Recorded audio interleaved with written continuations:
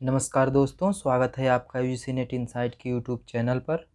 हम UGC net history subject के previous year के क्वेश्चन पेपर का डिस्कशन कर रहे हैं, जिस क्रम में हमने जून 2018 का कंप्लीट डिस्कशन कंप्लीट कर लिया है और दिसंबर 2018 का क्वेश्चन पेपर डिस्कशन कर रहे हैं। और ये हम डिस्कशन 2018 से लेकर के 2023 तक के जो लेटेस्ट जून 2023 में हुआ था वहाँ तक डिस्कशन करेंगे। और साथ ही हम इसका एक होलिस्टिक अप्रोच में अध्ययन करेंगे, जिससे कि एक क्वेश्चन के साथ साथ उससे संबंधित जितने क्वेश्चन और भी बनने की संभावना होगी वो सारा हम कवर करते चल रहे हैं। तो इस प्रकार से हमने वीडियो को 4 पार्ट में डिवाइड कर करके, यानी कि 100 क्वेश्चन को 25-25 के ग्रुप में हमने बांट करके डिस्कशन की है एक वीडियो के अंतर्गत, तो जो आपको काफ़ी फ़ायदा पहुंचाएगा। तो इसी क्रम में हम जून 2018 के क्वेश्चन का कंप्लीट डिस्कशन कर लिए हैं और दिसंबर का हमने 2 पार्ट का डिस्कशन कंप्लीट कर लिया है और आज तीसरे पार्ट का डिस्कशन शुरू करेंगे।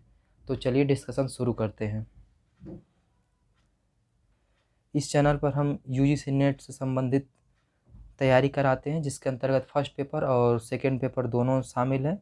साथ ही पीएचडी एंट्रेंस एग्ज़ामिनेशन से संबंधित जो भी जानकारियाँ होती हैं वो भी इस पे साझा की जाती हैं। साथ ही असिस्टेंट प्रोफेसर हायर एजुकेशन से संबंधित जितने भी एग्ज़ाम्स कंडक्ट कराए जाते हैं उन सब की जानकारी इस चैनल पे आपको दी जाती है और उससे संबंधित तैयारियाँ कराई जाती हैं। तो आप इस चैनल से अवश्य जुड़ें और अगर आपको अच्छा लगे तो चैनल को सब्सक्राइब भी ज़रूर करें। तो चलिए आज का डिस्कशन शुरू करते हैं। ये चूँकि फुल पेपर है जिसमें 1 से लेकर के 150 यानी दोनों कंप्लीट क्वेश्चंस हैं, यानी कि 1 से 50 क्वेश्चन तक इसमें फर्स्ट पेपर के समाहित हैं, जबकि सेकंड पेपर के 51 से लेके 150 तक यानी कि 100 क्वेश्चन समाहित हुए। तो हमने 50 क्वेश्चन यानी कि टोटल 50 क्वेश्चन डिस्कशन कर लिया है। अब हम उसके आगे का डिस्कशन शुरू करेंगे।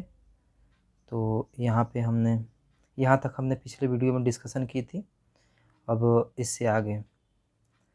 तो चलिए शुरू करते हैं। एक तरफ राजस्व शब्द दिया गया है और दूसरी तरफ आधुनिक अर्थ दिया गया है। तो इसमें से क्या करना है कि आधुनिक अर्थ के साथ साथ सुमेलित करना है। तो चलिए सुमेलित करते हैं और आप भी सुमेलित करें। इसके बाद मैं इसका दोनों का मैच बताऊंगा और साथ ही इसका व्याख्या भी करूंगा। एक तरफ राजस्व शब्द में अखल दिया गया है, बी है बुध व नाबूद, तीसरा है इदरात, चौथा है इमलाक। जबकि आधुनिक शब्द हैं, पहला है कृषित और अकृषित भूमि, दूसरा है कर मुक्त भूमि अनुदानों से भिन्न वजीफा, तीसरा है राज्य से प्राप्त अनुदान द्वारा धारित कर मुक्त भूमि और चौथा है बंजर भूमि।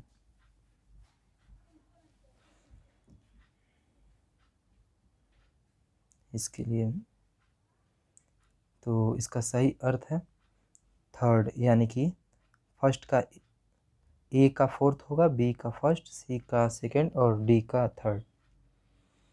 यानी कि अलख जो है वो बंजर भूमि से संबंधित है, बूद व नाबूद जो है कृषित और अकृषित भूमि से संबंधित है, इदरात जो है कर मुक्त भूमि अनुदानों से भिन्न जो वजीफा है इससे संबंधित है, इमलाक जो है राजा से प्राप्त अनुदान द्वारा धारित कर मुक्त भूमि है। तो इस प्रकार से जो कूट थर्ड है वो कूट सत्य है, यानी ए का फोर्थ, बी का फर्स्ट, सी का सेकंड और डी का थर्ड। चलिए चलते हैं अगले क्वेश्चन की तरफ।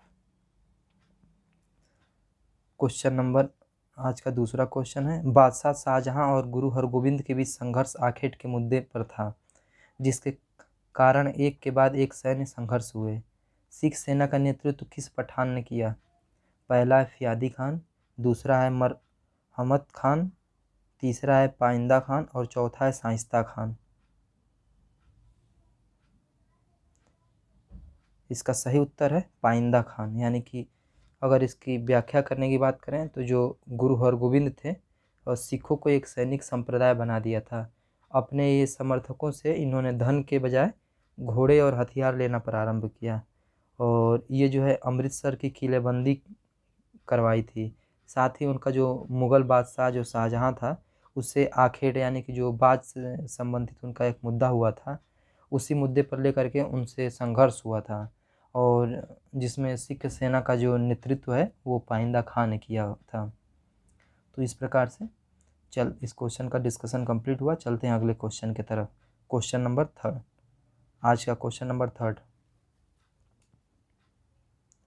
किसके काल में अष्टप्रधान मंडल में पंत प्रतिनिधि और हुकूमत पन्हा नामक 2 नए पद जोड़े गए? पहला है छत्रपति शिवाजी, माफ़ करिएगा छत्रपति संभाजी, दूसरा है छत्रपति राजाराम, तीसरा है पेशवा बालाजी विश्वनाथ, चौथा है पेशवा बाजीराव प्रथम। इसका सही उत्तर है दूसरा, छत्रपति राजाराम। मराठा जो शासक राजाराम थे, इन्होंने अष्टप्रधान मंडल में पंत प्रतिनिधि और हुकूमत पन्हा नामक 2 नए इन्होंने पद जोड़े थे। राजाराम ने अपने को साहू का प्रतिनिधि माना और गद्दी पर नहीं बैठा। साथ ही जो राजाराम मराठा सेना को, मतलब मराठा सरदारों को सेना रखने व अपने क्षेत्र में स्वतंत्र कार्य करने की इन्होंने छूट दे रखी थी। तो इस प्रकार से इसका सही उत्तर होगा 2, यानी छत्रपति राजाराम। चलते हैं अगले क्वेश्चन की तरफ। अकबर के दरबार में निम्नलिखित चित्रकारों में से कौन कहार का पुत्र था? पहला है दसवंत, दूसरा है मीर सैयद अली, तीसरा है सरवन, चौथा है बसावन। इसका सही उत्तर है प्रथम, यानी कि दसवंत जो है वो कहार का पुत्र था। तो दसवंत जो है वो कहार जाति के प्रसिद्ध चित्रकार थे, और अबू जो समद थे सिराजी के शिष्य थे। दसवंत भी प्रमुख चित्रकार थे। ये अकबर इन्हें टकसाल का पद भी प्रदान किया था, लेकिन कुछ समय बाद इनका मानसिक संतुलन बिगड़ गया और इन्होंने आत्महत्या कर ली।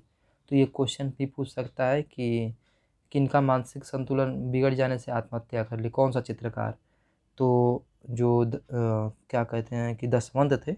दसवंत जो चित्रकार थे, प्रसिद्ध चित्रकार अकबर के समय में, उनका मानसिक संतुलन बिगड़ने से वो आत्महत्या कर लिए, और यही जो थे जाति कहार जाति से थे।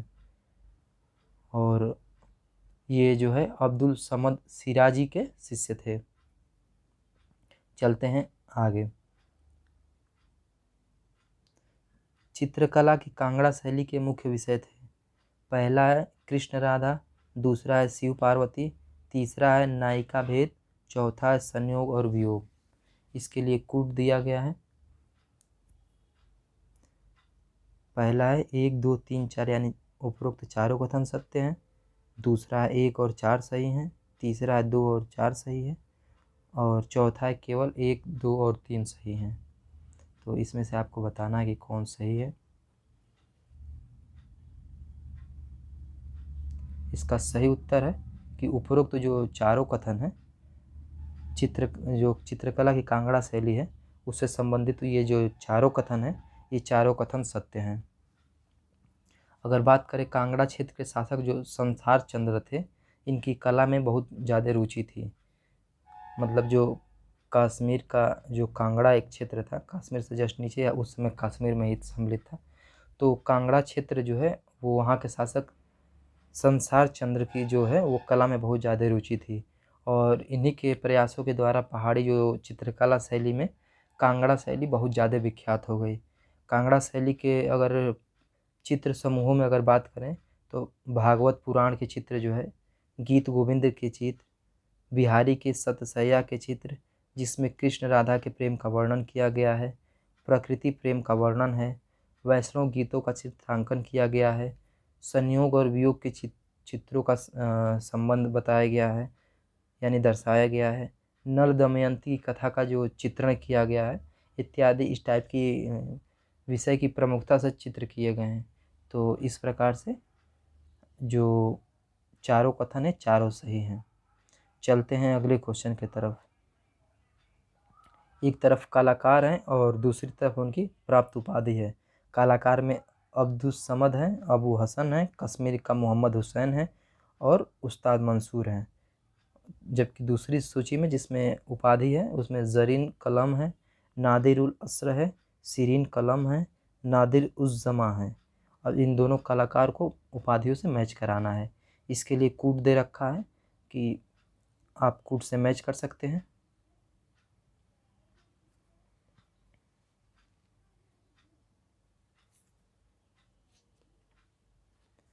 इस प्रकार से इसका सही उत्तर है जो चौथा कूट दिया गया है वो कूट सत्य है। यानी कि अब्दुल समद जो है इनकी उपाधि सीरीन कलम थी और अबू हसन जो थे इनकी उपाधि नादिर उज़ ज़मा थी। कश्मीर का जो मोहम्मद हुसैन थे अ, कश्मीर का जो मोहम्मद हुसैन थे इनका ज़रीन कलम से संबंध था, जबकि उस्ताद मंसूर हैं इनका नादिर उल अस्र से संबंधित था। एक बार फिर से रिपीट कर दे रहे हैं। अब्दुल समद का संबंध जो है सीरीन कलम से था। अब्दुल हसन की जो उपाधि थी नादिर उज़ ज़मा की थी। कश्मीर का जो मोहम्मद हुसैन था उनका संबंध जरीन कलम से था और जो उस्ताद मंसूर हैं उनका संबंध जो है नादिर उल उसर से था। तो इस प्रकार से जो चौथा कूट है वो सत्य है। चलते हैं अगले कथन की तरफ। निम्नलिखित में से कौन सा स्मारक तुगलक कालीन ढलवादार दीवार तकनीक के प्रयोग का अंतिम उदाहरण है? पहला है हसन खां का मकबरा, ईसा खां का मकबरा, तीसरा है अधम खां का मकबरा और चौथा है शेर शाह का मकबरा।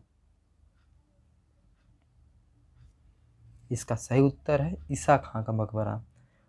तुगलक कालीन जो स्थापत्य कला की जो विशेषता थी सादगी और गंभीरता है। वहाँ विशाल पत्थर खंडों द्वारा निर्मित जो है इसकी विशेषता, इसमें ये भी विशेषता है कि सादगी है, गंभीरता है और विशाल पत्थर खंडों द्वारा इनका निर्माण किया गया है। इमारतें जो थी वो ढलवादार तकनीकी से बनाई गई थी और जो ईसा खां है वो एक अफ़गान था। इसका मकबरा दिल्ली में हुमायूं का मकबरा जो है उसी के परिसर में बना हुआ है। ईसा खां का मकबरा जो तुगलक कालीन ढलवादार दीवार तकनीक के प्रयोग का अंतिम उदाहरण है। चलते हैं अगले कथन की तरफ, अगले क्वेश्चन की तरफ। यहाँ पे दो कथन दिए गए हैं और बताना है कि कौन सा इसमें से कूट सही है। तो कथन ए है कि मानुकी कहता है कि सूरत के पोतारोहण के लिए पहुंचने पर आप प्रचुर मात्रा में धन पाते हैं। सूरत में पोतारोहण के लिए पहुंचने पर आप प्रचुर मात्रा में धन पाते हैं क्योंकि भारत के अमीरों का प्रमुख व्यापार फिरंगी देशों फ्रांस, इंग्लैंड और यहाँ तक कि इटली के लिए सट्टेबाजी का अपना धन लगाना था और इसके लिए कारण दिया गया है। यद्यपि अमीरों द्वारा व्यापार देश में कुल व्यापार का एक अंश मात्र था। इसका अर्थ कृषि से निकाले गए संसाधनों के एक हिस्से को घरेलू और विदेशी व्यापार में विपथित करना था। तो इसके लिए आपको बताना है, कोड दिया गया है कि पहला है कि ए और आर दोनों सही हैं तथा आर ए की सही व्याख्या है। दूसरा है ए और आर दोनों सही हैं परंतु आर ए की सही व्याख्या नहीं है। तीसरा है ए सही है पर आर गलत है और चौथा है कि ए गलत है परंतु आर सही है। तो आपको बताना है कि इनमें से कौन सा सही है। इसका सही उत्तर है फोर्थ, यानी कि ए गलत है और आर जो है सही है। बात करें निकोलाओ मनुकी की, तो यह इतालवी यात्री थे और फारस के रास्ते से ये भारत पहुँचे थे। इसने स्टोरियो डो मंगोर नामक संस्मरण लिखा है। स्टोरियो डो मंगोर नामक संस्मरण लिखा है। इसने शहजादा दारा सिकोह की सेना में तोपची की नौकरी भी की थी। दारा सिकोह की जो पराजय के बाद इसने चिकित्सा का पेशा अपना लिया था और सूरत में विदेशी व्यापारी का वर्णन जो राल्फ फिंच तथा ओविंगटन ने किया था। यानी कि सूरत में व्यापार का जो वर्णन है राल्फ फिंच और ओविंगटन ने किया था। व्यापार में अमीर वर्ग जिसमें मीर जुमला प्रसिद्ध था। इसके अलावा व्यापारी समूह जिसमें वोहरा, जगत सेठ, अब्दुल गफूर आदि लोग आंतरिक और बाह्य व्यापार में लगे हुए थे। तो इस प्रकार से जो है पहला कथन गलत है और दूसरा कथन सत्य है। चलते हैं अगले क्वेश्चन की तरफ। अलीवल खां निम्नलिखित भवनों में से किसका वास्तुकार था? पहला है हसन खां सूर का मकबरा, दूसरा है शेर शाह का मकबरा, तीसरा है अधम खां का मकबरा, चौथा है हुमायूं का मकबरा। इसके लिए कोड दिया गया है कि 1 और 2 सही है, दूसरा है 3 और 4 सही है, तीसरा है कि 1 और 3 सही है, और चौथा है कि 2 और 4 सही है। तो इसमें से बताना है आपको कि अलीवल खां निम्न में से किसका वास्तुकार था।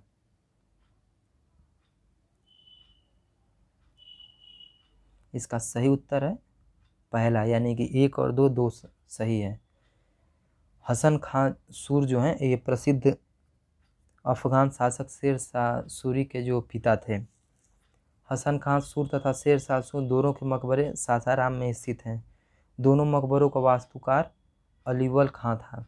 अधम खां का मकबरा तथा हुमायूं का मकबरा मुगल वास्तुकला की इमारतें हैं। हुमायूं के मकबरे का वास्तुकार जो है फारस का मिर्जा गयास था। चलते हैं अगले क्वेश्चन की तरफ।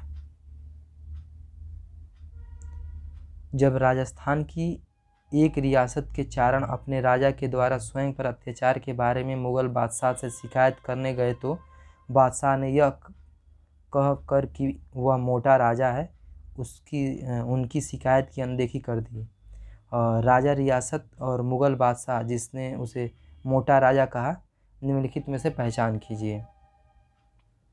पहला है जोधपुर का राजा उदय सिंह और बादशाह अकबर, दूसरा है आमेर का मिर्जा राजा जय सिंह और बादशाह जहांगीर, तीसरा है बीकानेर का राजा राय सिंह और बादशाह अकबर, और चौथा है मेवाड़ का राजा राज सिंह और बादशाह औरंगजेब। इसका सही उत्तर है पहला, कि यानी कि जो उपरोक्त कथन है जोधपुर का राजा उदय सिंह और बादशाह अकबर से संबंधित है। जोधपुर का जो राजा उदय सिंह थे वो जो कि जोधपुर और के राजा मालदेव के पुत्र थे, यानी कि जो राजा उदय सिंह थे वो राजा मालदेव के पुत्र थे। उन्हीं को मोटा राजा के नाम से भी जाना जाता था। उदय सिंह मोटा राजा के पिता मालदेव अकबर के नागौर प्रवास के दौरान मुगल बादशाह के प्रति स्वामी भक्ति को प्रकट किया था। इसी कारण तथा मोटा राजा उदय सिंह भी अकबर के प्रति स्वामी भक्त था। अकबर ने मोटा राजा के खिलाफ शिकायत की अनदेखी की थी। चलते हैं अगले क्वेश्चन की तरफ। मध्यकालीन भारत में विभिन्न मतों के लोगों के बीच पारस्परिक सांस्कृतिक आदान प्रदान होता था। मुगल शासक और अमीर एक ब्राह्मण तपस्वी और वैदिक विचारों के प्रति जदरूप गोसाई के साथ चर्चा किया करते थे। वे उनकी वेदांत के ज्ञान से प्रभावित थे, जिसे सूफीवाद के समान माना गया था। निम्नलिखित में से कौन जदरूप गोसाई से मिले थे? पहला है अकबर, जहांगीर और मिर्जा अजीज खोका, दूसरा है जहांगीर, शाहजहां और अब्दुल रहीम खान खाना, तीसरा है अकबर, शाहजादा खुसरो और शाहजादा खुर्रम, चौथा है शाहजादा राजा विठल दास और सूरत सिंह राठौर।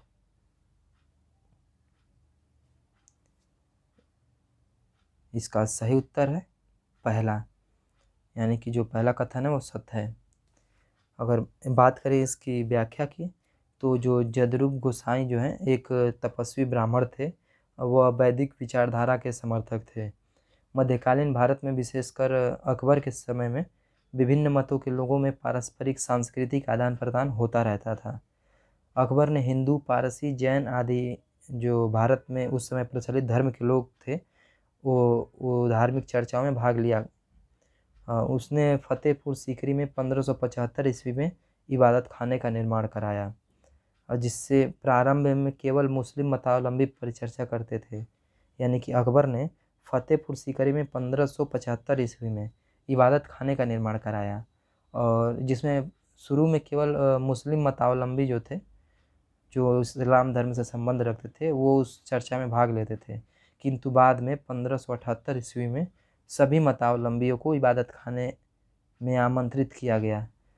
जदरूप गोसाई जो है जदरूप गोसाई से अकबर, उसका दूध भाई मिर्जा अजीत कोका तथा बाद में उसका पुत्र जहांगीर भी मिला था। ये सभी लोग जदरूप गोसाई के वेदांत ज्ञान से बहुत प्रभावित हुए थे। चलते हैं अगले क्वेश्चन की तरफ। निम्नलिखित मुगल शासकों जिन्होंने औरंगजेब की मृत्यु के पश्चात शासन किया, उनको कालक्रम अनुसार व्यवस्थित करना है। पहला है बहादुर शाह प्रथम, दूसरा है फर्रुखसियर, रफीउद्दर्जात और जहांदार शाह।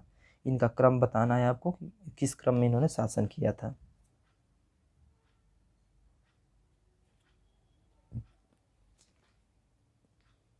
इसका सही उत्तर है जो कूट तीसरा की दिया गया है वो सही है। तो इनका क्रम बताते हैं। सबसे पहले बहादुर शाह प्रथम जो है उन्होंने शासन किया था 1707 से 1712 ईस्वी तक। दूसरे हैं जहांदार शाह जो 1712 से 1713 ईस्वी तक शासन किया। और तीसरे फर्रुखसियर हैं जो 1713 से 1719 ईस्वी तक शासन किया। और लास्ट है रफीउद्दर्जात जो फरवरी 1719 से जून 1719 तक शासन किया। इस प्रकार से जो तीसरा है कथन, तीसरा कूट दिया गया है वो सत्य है। सबसे पहले बहादुर शाह जफर, जहांदार शाह, फर्रुखसियर, रफीउद्दर्जात। तो इस प्रकार से चलते हैं अगले क्वेश्चन की तरफ। इसमें पैसेज दिया गया है और बताना है, उसके हिसाब से आपको उत्तर देना है।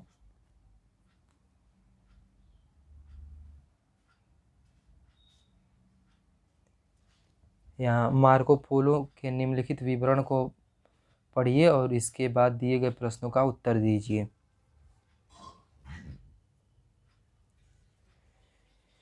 ये जहाज अरब सागर में चलने वाले निम्न तकनीकी स्तर के थे और इनमें से अनेक लापता हो जाते थे क्योंकि उन्हें बांधने के लिए उनके पास लोहे की कड़ी नहीं थी और वे केवल भारतीय नारियल के तूश से बनी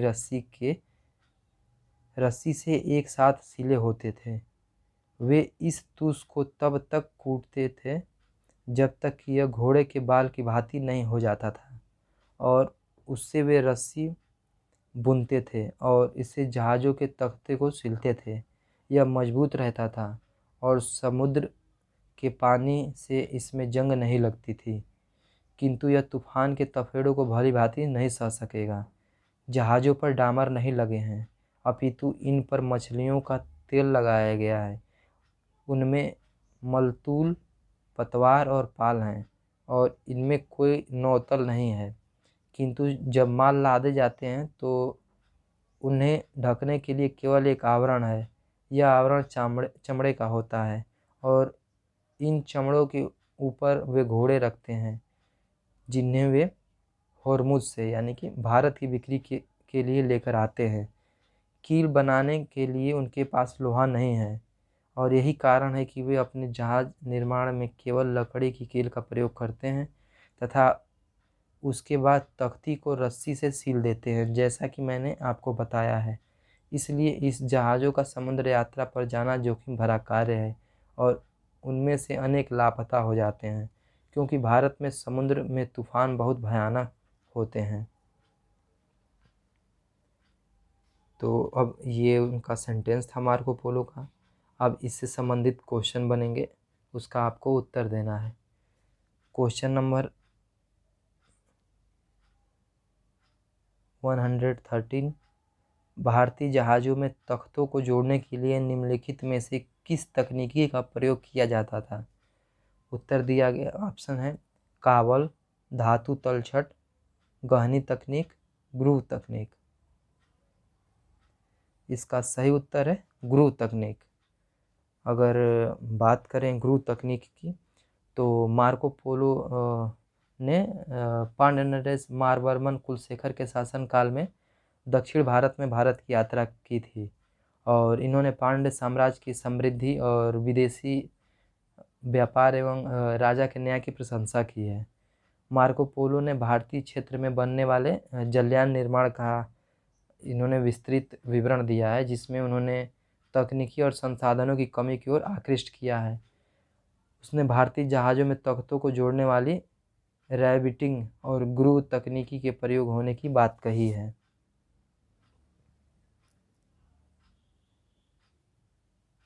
इसमें आप देख सकते हैं, चूँकि डायरेक्ट सेंटेंस नहीं मिलते हैं आपको, तो आपको इसका ज्ञान होना, चूँकि ये क्वेश्चन बहुत टफ हो जाते हैं, आप इसमें से देख सकते हैं। अब मैंने इसकी व्याख्या एक दूसरे जगह से ली है। तो चलते हैं अगले क्वेश्चन की तरफ। मार्को पोलो के अनुसार भारतीय जहाज में सामान्यतः कितने मस्तूल होते थे? 1, 2, 3 और 5।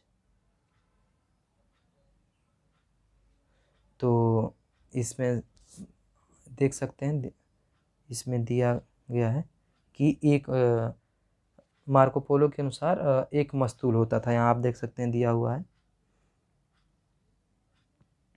इसका सही उत्तर है 1, यानी कि इस क्वेश्चन का उत्तर है कि भारतीय जहाज़ों में सामान्यतः एक मस्तूल होते थे। मार्को पोलो जब यह शिकायत करता है कि भारतीय जहाज़ों में जब माल लादे जाते हैं तो उन्हें ढकने के लिए केवल एक आवरण था, तो वह निम्नलिखित में से किसके नहीं होने का शिकायत कर रहा है? नौतल, कीली, गजन, जिसे चूल भी कहते थे, और परिचालन चंपू। तो ये तो आसान क्वेश्चन है, ये भी पैराग्राफ में दिया हुआ है। इसका सही उत्तर है पहला।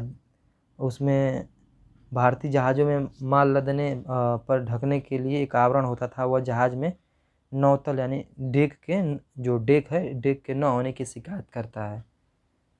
तो इस प्रकार से इसका पहला, ये आप इसमें देख सकते हैं, इसमें दिया हुआ है, इस चीज़ की व्याख्या यहाँ पे की गई है। यहाँ ऊपर से 6वीं लाइन में इनमें कोई नौतल नहीं है, यहाँ ये लाइन दिया गया है। चलिए अगले क्वेश्चन की तरफ चलते हैं। मार्को पोलो लोहे की कील नहीं होने की शिकायत करता है। निम्नलिखित 17वीं सदी के किस यात्री ने भी स्क्रू के ग्रूवों को काटने में खराद के प्रयोग की अनुपस्थिति की शिकायत की है? पहला है बर्नियर, दूसरा है ट्रेविनियर, तीसरा है थियोनो, चौथा है मानुकी। इसका सही उत्तर है थियोनो। जीन डे थियोनो जो हैं एक फ्रांसीसी यात्री थे, और ये अपनी यात्राओं के बारे में डिटेल से बताते हैं। इनकी पुस्तक का नाम है रिलेशन डीन वाइट फेट एयू लेवेंट। ये इम्पोर्टेंट नहीं है। इसमें ये भारतीय जहाज़ों जो जलयान थे उसमें स्क्रू के ग्रूवों को काटने में खराद के उपयोग न होने की बात की है। तो चलते हैं अगले क्वेश्चन की तरफ।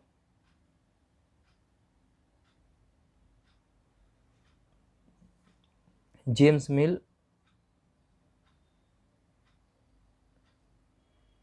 तो यानी कि इस पैराग्राफ से 4 क्वेश्चन संबंधित थे। अब चलते हैं अगले क्वेश्चन की तरफ। जेम्स मिल और उनके उपयोगितावाद के बारे में निम्नलिखित में से कौन सा कथन सही नहीं है?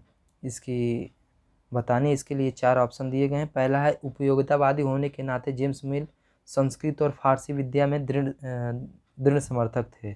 दूसरा है जेम्स मिल का मत था कि प्राच्यवेत्ता और प्राच्य अधिनायक के क्षय के उन्मूलन में सहायता करने के बजाय इसको जारी रखने के दोषी थे। जेम्स मिल ने हिस्ट्री ऑफ ब्रिटिश इंडिया को लिखकर भारतीय इतिहास का सांप्रदायिक आधार पर वर्गीकरण किया। और चौथा है मिल ने भारत की सामाजिक आर्थिक समस्याओं के कानूनी समाधानों का प्रयास किया। तो इसमें से आपको बताना है कि कौन सा कथन गलत है। तो इसका आसान है, पहला ही कथन जो है वो गलत है। तो जो जेम्स मिल जो है 1806 और 1818 की अवधि में 6 खंडों में भारत का इतिहास लिखा था, यानी कि 1806 से 1818 के बीच में 6 खंडों में इन्होंने भारत के इतिहास को लिखा था। वह न तो कभी भारत आए थे और न ही भारत की किसी भाषा का उनको ज्ञान था। चूँकि वो साम्राज्यवादी एक लेखक थे, तो उन्होंने भारत में अंग्रेजी साम्राज्य का समर्थन किया। अगर उनकी बुक की बात करें तो हिस्ट्री ऑफ ब्रिटिश इंडिया उनकी बुक का नाम है, और जिसमें भारतीय इतिहास का सांप्रदायिक आधार पर उन्होंने हिंदू, मुस्लिम और आधुनिक काल के नाम से विभाजन किया है, और हिंदू काल की घटिया छवि को उन्होंने प्रस्तुत किया है। तो इस प्रकार से जो पहला कथन है वो कथन गलत है। चलते हैं अगले क्वेश्चन की तरफ। भारतीय इतिहास लेखन की मार्क्सवादी विचारधारा के बारे में निम्नलिखित में से कौन सा कथन सही नहीं है। यानी कि इसमें से बताना है कि आपको इतिहास लेखन में मार्क्सवादी विचारधारा के बारे में जो 4 कथन दिए गए हैं, इनमें से कौन सा कथन गलत है। पहला है, जहाँ तक राष्ट्रीय आंदोलन के अध्ययन का संबंध है, आर पामदत्त और AR देसाई ने इस विचारधारा की आधारशिला रखी थी कि लेकिन अनेक अन्य ने बाद के वर्षों में इसको विकसित किया। फिर से एक बार पढ़ लेते हैं इसको। जहाँ तक राष्ट्रीय आंदोलन के अध्ययन का संबंध है, आर पामदत्त यानी रजनी पामदत्त और AR देसाई ने इस विचारधारा की आधारशिला रखी थी, लेकिन अनेक अन्य के बाद के वर्षों में इसको विकसित किया गया। दूसरा है, वे राष्ट्रीय आंदोलन को एक संरचनात्मक बुर्जुआ आंदोलन के रूप में देखने को प्रवृत्त होते हैं। तीसरा है, वे राष्ट्रीय आंदोलन की वर्गीय प्रकृति की व्याख्या उनके संघर्षों के रूपों, उनके रणनीति रूप से पीछे हटने और समझौतों के अर्थों में करते हैं। चौथा है, उनका मानना है कि वित्त संसाधनों तक पहुंच राष्ट्रीय राजनीति के पथ और दिशा को प्रभावित करने की सक्षमता को निर्धारित नहीं करती है। तो इनमें से बताना है कौन सा कथन गलत है। इसका सही उत्तर है 4th, यानी कि जो चौथा कथन है वो गलत कथन है।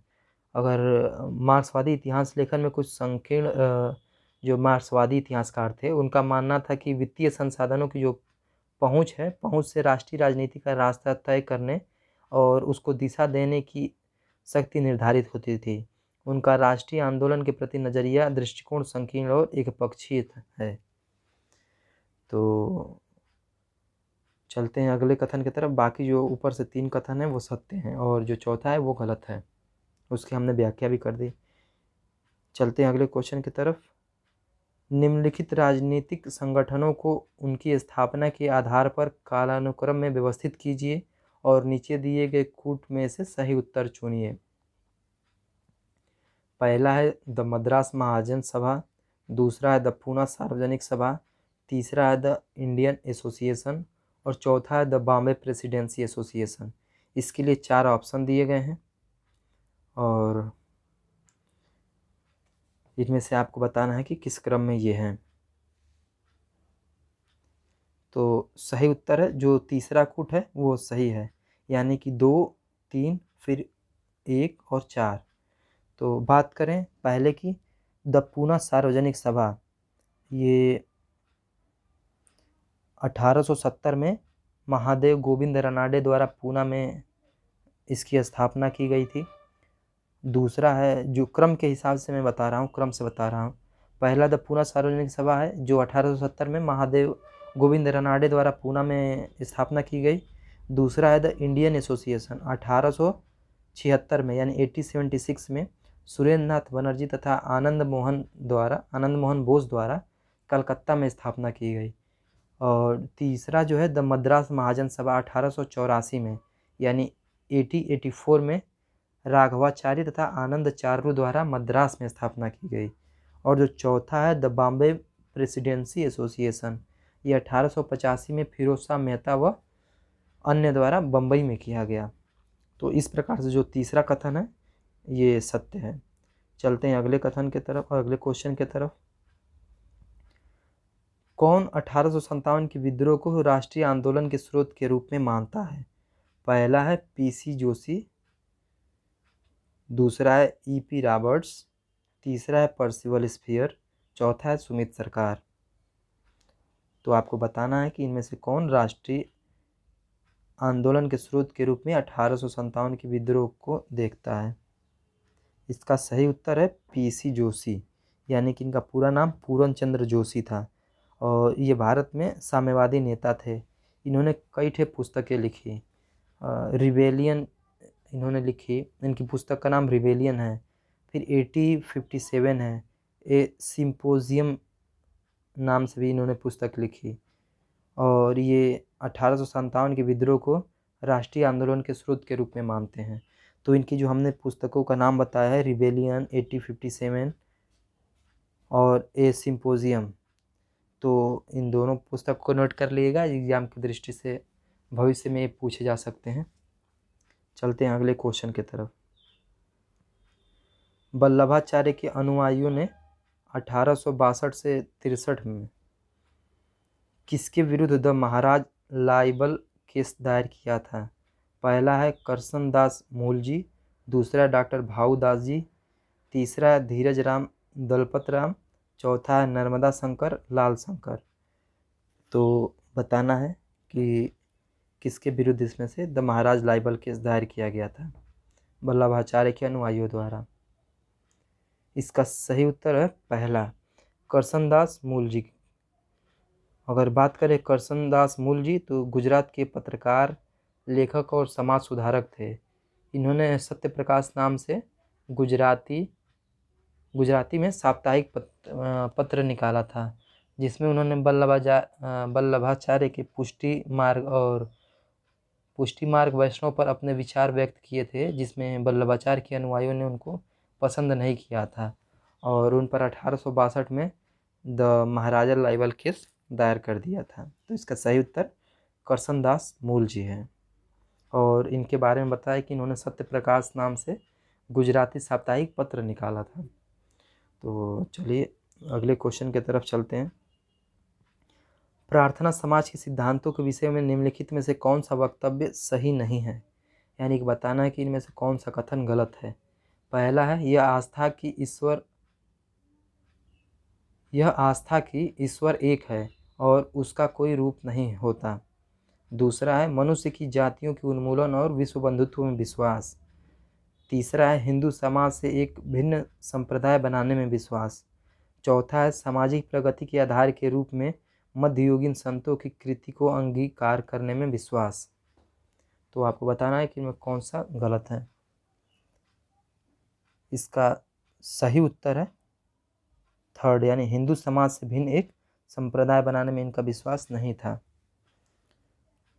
तो तीसरा कथन को छोड़ करके बाकी सब सही हैं। और तीसरा कथन में ये है कि इनका हिंदू समाज से एक भिन्न संप्रदाय बनाने में विश्वास नहीं था। अगर बात करें प्रार्थना समाज की तो इसकी स्थापना 1867 में यानी 1867 ईस्वी में बम्बई में हुआ था, आत्माराम पांडुरंग के द्वारा। 1869 में महादेव गोविंद रनाडे भी इसके सदस्य बन गए। इन्होंने हिंदू धर्म में व्याप्त जो कुरीतियों के प्रति आवाज़ उठाई थी।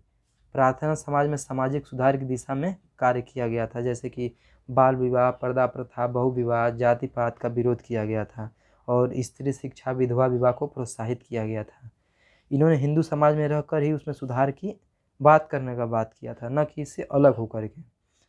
तो इनका कोई हिंदू समाज से अलग हट करके हिंदू समाज में सुधार की नहीं बात की गई थी, बल्कि इसमें रहते हुए ही और जो बाल विवाह, पर्दा प्रथा, बहुविवाह, जाति पाति है उसका विरोध किया, साथ में स्त्री शिक्षा और विधवा विवाह को प्रोत्साहित किया। तो चलते हैं अगले क्वेश्चन की तरफ। आदिवासी विद्रोह के बारे में निम्नलिखित में से कौन सा कथन सही नहीं है? यानी कि बताना है कि इनमें से आदिवासी के संबंध में जो 4 कथन दिए गए हैं इनमें से कौन सा कथन गलत है। पहला है लॉर्ड लिटन की नस्ल भेद की नीतियों के कारण वासुदेव बलवंत फड़के का सशस्त्र विद्रोह तेजी से भड़का था।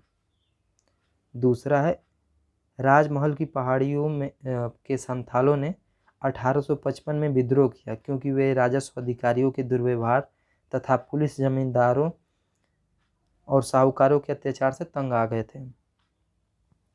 तीसरा है असम के अहोम अभिजात्य वर्ग ने 1828 में विद्रोह किया क्योंकि ब्रिटिश सत्ता ने बर्मा युद्ध के बाद हटने के वायदे पूरे नहीं किए।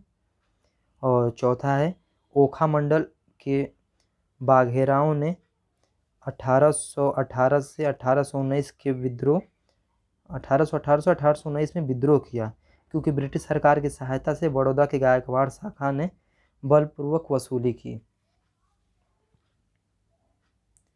तो इसमें से आपको बताना है कि कौन सा कथन गलत है। इसका जो पहला कथन है वही कथन गलत है। लॉर्ड लिटन के समय में 1876 यानी 1876 से 78 में अकाल पड़ा था। इसके समय में वर्नाकुलर प्रेस एक्ट आया था, 1878 पारित हुआ था। 1879 ईस्वी के आसपास में महाराष्ट्र में वासुदेव बलवंत फड़के ने महाराष्ट्र में बुद्धिजीवियों के सचेत राष्ट्रवाद तथा जनसाधारण के बीच सामंजस्य स्थापित किया था। फड़के के आंदोलन को प्रेरित करने वाले कारणों में रानाडे का जो धन का बहिर्गमन पर व्याख्यान दिया गया था तथा 1876 से 78 ईस्वी का जो अकाल पड़ा था लिटन के समय में, तो वो मुख्य कारण था। और महाराष्ट्र में ये वासुदेव बलवंत फड़के ने रामोसी तथा ग्रामीण किसानों को संगठित करके डकैतियाँ डालना शुरू किया था और संचार व्यवस्था को इन्होंने तहस नहस कर दिया। फड़के ने हिंदू राज्य स्थापना का नारा दिया और इन्हें आंदोलन से क्रांतिकारी राष्ट्रवाद की झलक मिलती है। 1860 में फड़के को गिरफ्तार कर लिया गया और 3 साल बाद इनकी मृत्यु हो गई, यानी 1883 में, यानी 1883 में इनकी मृत्यु हो गई। तो चलते हैं अगले क्वेश्चन की तरफ। नीचे दो वक्तव्य दिए गए हैं, यानी एक कथन और दूसरा कारण दिया गया है और बताना है कि जो इसके संदर्भ में 4 कूट दिए गए हैं कौन सा कूट सही है। कथन ए है, 1892 तक साम्राज्यिक और प्रांतीय विधान परिषदों के पूर्ण रूपेण मनोनीत निकाय होने के बावजूद उनके पास बजट पर चर्चा और प्रश्न पूछने के सांविधिक अधिकार थे। कारण उसके लिए आर दिया गया है, इल्बर्ट विधेयक से उठा तूफान सर्वाधिक उग्र था, लेकिन किसी भी तरह से गोरों के नस्लवाद की एकमात्र अभिव्यक्ति नहीं था। इसमें से बताना है कि कौन सा कूट सही है, यानी कि ए और आर दोनों सही हैं और आर ए की सही व्याख्या है। दूसरा कूट दिया गया ए और आर दोनों सही हैं पर आर ए की सही व्याख्या नहीं है। तीसरा है ए सही है पर आर गलत है और चौथा है कि ये गलत है पर आर सही है। तो आप इसका उत्तर बताइए, फिर मैं इसकी व्याख्या करता हूँ। तो इसका जो चौथा उत्तर है ये गलत है पर आर सही है, ये सही है। 1892 का भारत सरकार अधिनियम जो पारित होने के बाद से सबसे महत्वपूर्ण बिंदु जो है निर्वाचन पद्धति का आरंभ करना था। निर्वाचन में केंद्रीय विधानमंडल के अधिकारियों के अतिरिक्त 5 गैर सरकारी सदस्य जो थे, जिन्हें चारों प्रांतों के विधानमंडलों के गैर सरकारी सदस्य तथा कलकत्ता के वाणिज्य मंडल के सदस्य निर्वाचित करते थे। तो इस प्रकार से जो पहला कथन है वो गलत है, क्योंकि केंद्रीय और प्रांतीय विधान परिषदें पूर्ण रूपेण मनोनीत निकाय नहीं थे, बल्कि उनमें कुछ निर्वाचित सदस्य भी थे। तो पहला कथन गलत हो जाता है और दूसरा कथन सत्य है। चलते हैं आज के अंतिम प्रश्न पर। यहाँ हमारा 25 क्वेश्चन कंप्लीट हो जाता है थर्ड पार्ट के अंतर्गत। तो आज का आखिरी प्रश्न है, किस अधिनियम के अंतर्गत ICS के लिए प्रथम परीक्षा इलाहाबाद में आयोजित की गई थी? पहला है मार्ले मिंटो सुधार अधिनियम 1909, दूसरा है 1892 का भारत परिषद अधिनियम, तीसरा है 1919 का रॉलेट एक्ट और चौथा है 1919 का भारत सरकार अधिनियम। इसमें बताना है कि किस अधिनियम के अंतर्गत ICS के लिए प्रथम परीक्षा इलाहाबाद में आयोजित की गई थी, जो अब प्रयागराज के नाम से जाना जा रहा है। तो इसका उत्तर जो है चौथा कथन है, यानी 1919 का जो भारत शासन अधिनियम था, जिसको मॉन्टेग्यू चेम्सफोर्ड सुधार कहा जा रहा है, तो इसके अंतर्गत ICS की जो प्रथम परीक्षा जो है इलाहाबाद में, जिसे वर्तमान में प्रयागराज कहा जा रहा है, में आयोजित की गई थी। तो इस प्रकार से हमने दिसंबर 2018 के 75 क्वेश्चन कंप्लीट कर लिए हैं। इस प्रकार से ये हमारा दिसंबर 2018 का क्वेश्चन पेपर डिस्कशन करने का तीसरा पार्ट था और इसको हमने कंप्लीट कर लिया है। और इसके अंतर्गत अभी दिसंबर 2018 के अंतर्गत अभी लास्ट के 25 क्वेश्चन बचे हुए हैं, जिनका हम आगे डिस्कशन करेंगे। तो इस प्रकार से आज का वीडियो यहीं समाप्त होता है। अगर वीडियो आपको अच्छा लगा तो लाइक करें और चैनल को सब्सक्राइब करें। और अगर बात करें इसकी PDF की, तो इसका PDF हमारे डिस्क्रिप्शन बॉक्स, इस वीडियो के जस्ट नीचे डिस्क्रिप्शन बॉक्स में दिया गया है टेलीग्राम लिंक, वहाँ से जा कर के आप डाउनलोड कर सकते हैं। और साथ ही आप इसको आप प्रिंट आउट निकलवा लें और बगल में जो एक्स्ट्रा क्वेश्चन बताए जा रहे हैं या डिस्कशन किए जा रहे हैं उनको आप बगल में नोट कर लीजिए और एग्ज़ाम के समय में इसका बस क्विक रिवीजन कर लीजिएगा। ये बहुत ही इम्पोर्टेंट होता है प्रीवियस ईयर क्वेश्चन पेपर किसी भी एग्ज़ाम के दृष्टिकोण से। तो आप ऐसा करेंगे तो कम समय में ज़्यादा चीज़ अचीव करेंगे। तो इस प्रकार से अगर वीडियो आपको अच्छा लगा है तो लाइक करिए और चैनल को सब्सक्राइब करिए। ऐसे ही महत्वपूर्ण इस चैनल पे जानकारियाँ दी जाती हैं, तो उससे आप अपडेट रहिए। और वीडियो आपको देखने के लिए बहुत बहुत धन्यवाद। आपका दिन शुभ हो।